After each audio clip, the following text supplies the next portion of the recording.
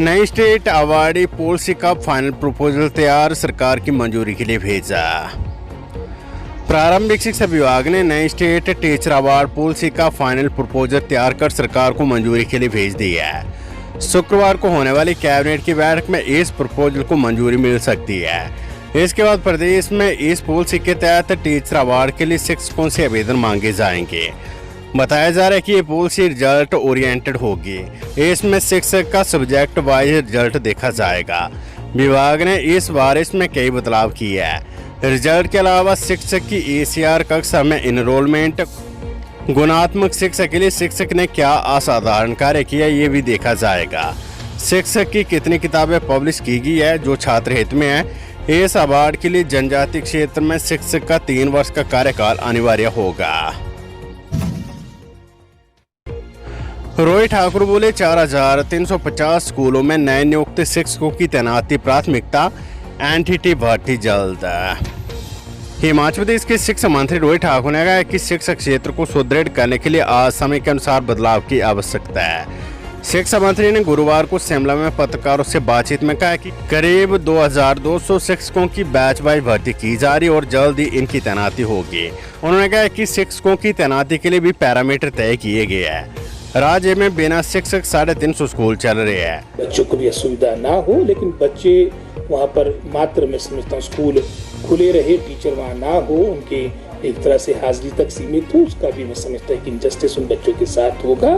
स्कूलों का अर्थ है कि वहाँ पर पर्याप्त मात्रा में हमारी मैं समझता हूँ टीचर्स की संख्या हो। और इस सोच के साथ ही लगभग जो 2200 के आसपास जो पिछले वर्ष से लेके अपनी बैच वाइज रिक्रूटमेंट का हमने जो कार्यक्रम प्रारंभ किया था, इसके माध्यम से 2200 टीचर हमारे को मिल रहे हैं। इसमें भी हमने एक मैं समझता हूँ पैरामीटर तय किया है कि विदाउट टीचर स्कूल जिनकी संख्या लगभग कोई पूरे प्रदेश में 350 के आसपास बनती है। सिंगल टीचर स्कूल्स और उसकी संख्या भी लगभग कोई 31-3200 के आसपास है। और स्कूल ऑफ एक्सीलेंस जो 850 के आसपास जो हमने नोटिफाई किए हैं, हम इन तीनों मैं समझता हूँ स्कूलों को प्राथमिकता देंगे और हमारा पूरा प्रयास रहेगा कि अधिकतर इन पदों को भरा जाए, क्योंकि अधिकतर पद हमारे दुर्गम क्षेत्र, जैसे आपने भी कहा, जहाँ पर डिस्टेंस ज़्यादा रहता है, तो शीघ्र मैं समझता हूँ जैसे हमारा इसके बारे में जो हमारी अपॉइंटमेंट ऑर्डर्स है ये बहुत ही शीघ्र मैं समझता हूँ सार्वजनिक हो जाएंगे और इन सभी हमारे टीचर्स की सेवाएं इन क्षेत्रों में ली जाएंगी। में क्या भर्ती नियम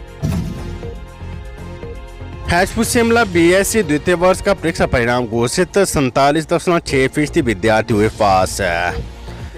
हिमाचल प्रदेश विश्वविद्यालय BSc द्वितीय वर्ष का परीक्षा परिणाम घोषित कर दिया है।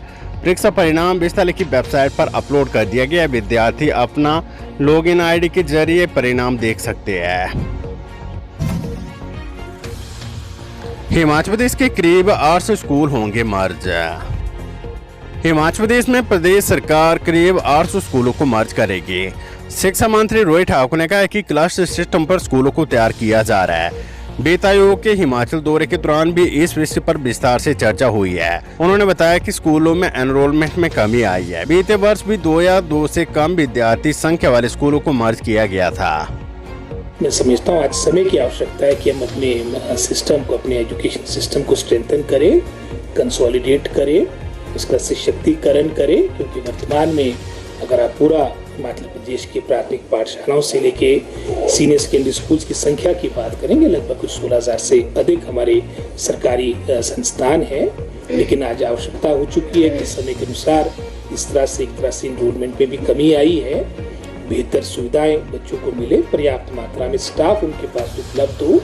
और इस विषय को लेके जब हाल में फाइनेंस कमीशन का भी हमारा हिमाचल का दौरा था, शिमला का दौरा था, काफ़ी विस्तार से इस पर चर्चा हुई। उनकी तरफ से भी सुझाव आया है जो पहले से ही मैं समझता हूँ हमारे विचाराधीन है कि हमने जहाँ पर स्ट्रेंथ कम है स्कूल्स में बच्चों की और नज़दीक में ही उदाहरण के तौर पे 1.5 किलोमीटर में दूसरा हमारे पास वहाँ पर पाठशाला है, तो हम ऐसे स्कूल्स को मर्ज करें। तो इस सोच के साथ पिछले वर्ष भी हमारे कई आपके less than 2 जहाँ पर 2 या 2 से कम बच्चे थे, डिस्टेंस भी नज़दीक था, तो इन स्कूल्स को मर्ज किया गया। जीरो इनरोलमेंट के भी कुछ स्कूलों को मर्ज करके लगभग की संख्या 700 के आसपास बनती है। और इस वर्ष भी मैं समझता हूँ हम ये प्रयास करेंगे कि जहाँ पर हमारी स्टाफ का कमी है, जहाँ बैच वाइज के माध्यम से, डायरेक्ट रिक्रूटमेंट के माध्यम से भी अपनी ये खाली पड़े पद है उनको भरने की कवायद प्रारंभ है। साथ ही साथ युक्तिकरण के माध्यम से, रैशनलाइजेशन के माध्यम से, जहाँ पर मैं समझता हूँ इनरोलमेंट कम है, जैसे उदाहरण के तौर पे मैंने 2 या लेस देन 2 की बात कही है, वहाँ पर वहाँ का स्टाफ हमारे उन स्कूलों में जाए जहाँ पर आपकी संख्या ज़्यादा बनती है। तो इन टोटल लगभग कोई 700-800 स्कूल है जहाँ पर हमारी संख्या बच्चों की काफ़ी कम है। और प्रथम चरण में हम उन्हीं स्कूल्स को चिन्हित करेंगे जहाँ पर आपका डिस्टेंस आपका 1.5-2 किलोमीटर के आसपास है। इस सोच के साथ हमारा विशेषकर, क्योंकि एलिमेंट्री एजुकेशन में अधिकतर स्कूल है, हमारा डायरेक्टरेट अपना प्रारूप तैयार कर रहा है और शीघ्र में सेमेस्टर्स के बारे में हम निर्णय लेंगे। नगरोटा बागवा के ट्रांसपोर्टर से 14.25 करोड़ रुपए की मां ठगी। जिला कांगड़ा के तहत नगरोटा बागवा में 14.25 करोड़ रुपए की बड़ी ठगी का मामला सामने आया है। मामले में मुंबई के आरोपी को चंडीगढ़ से हिरासत में लिया गया है। आरोपी ने फ्रूट ट्रेडिंग कंपनी में 60% हिस्सा देने की बात पर करोड़ों रुपए की लूट की है।